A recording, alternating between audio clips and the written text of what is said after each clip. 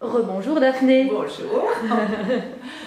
Alors, tu vas nous parler ici de tes ateliers d'aromathérapie et de fleurs de bac. Oui. Alors pour les fleurs de bac, c'est un cours qui est théorique, mais où on va amener beaucoup de cas pratiques, d'exemples pratiques, puisque les fleurs de bac, c'est une série de 38 fleurs qui là vont jouer plus sur les émotions et donc peuvent nous aider à équilibrer les émotions qu'on vit tous les jours et qui, quand on les vit d'une manière déséquilibrée, ont souvent des répercussions sur notre vie, sur notre santé. Ce que j'ai remarqué, c'est que de nouveau, les fleurs de bac, on les trouve facilement maintenant un peu partout. Il y a parfois des questionnaires qui sont accessibles sur Internet.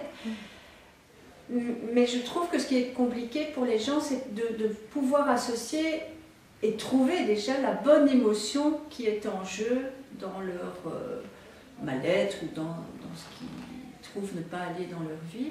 Et donc le but de l'atelier, c'est aussi ça, c'est de pouvoir mieux cibler nos propres émotions. Je trouve rien que pour ça, c'est un chouette atelier parce que ça permet de nous attarder sur nous-mêmes et de prendre un peu de temps pour nous et nos émotions. Par rapport à l'aromathérapie, les huiles essentielles, elles sont fort à la mode, hein. On en parle partout, on en vend partout, mais c'est parfois difficile de trouver de bons conseillers. Ou alors les gens les utilisent, mais n'osent les utiliser qu'en diffusion pour ne pas faire de bêtises, et je pense qu'ils n'ont pas tort, hein, parce que les huiles essentielles en tout cas sont très puissantes. Et donc mon but c'était de rendre ça accessible aux gens, pour qu'ils puissent dépasser un peu leur peur tout en agissant avec prudence. Et à chaque fois, pour chaque huile, il y a des petites recettes, ce que j'appelle des petites recettes pour les bobos de tous les jours qu'on rencontre dans une famille. On ne crée rien parce qu'on n'a pas le temps en fait.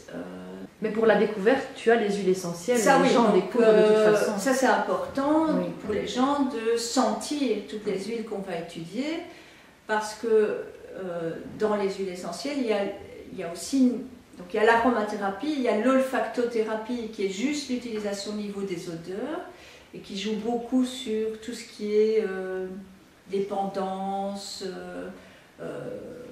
émotionnelle.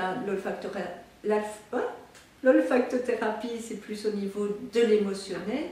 Donc c'est important de pouvoir sentir toutes les huiles, parce que si on a deux huiles qui présentent les mêmes propriétés, on ira plus vers celle qu'on aime bien au niveau de l'odeur que celle qu'on aime moins. Tout à fait. Je te remercie Daphné. Bien.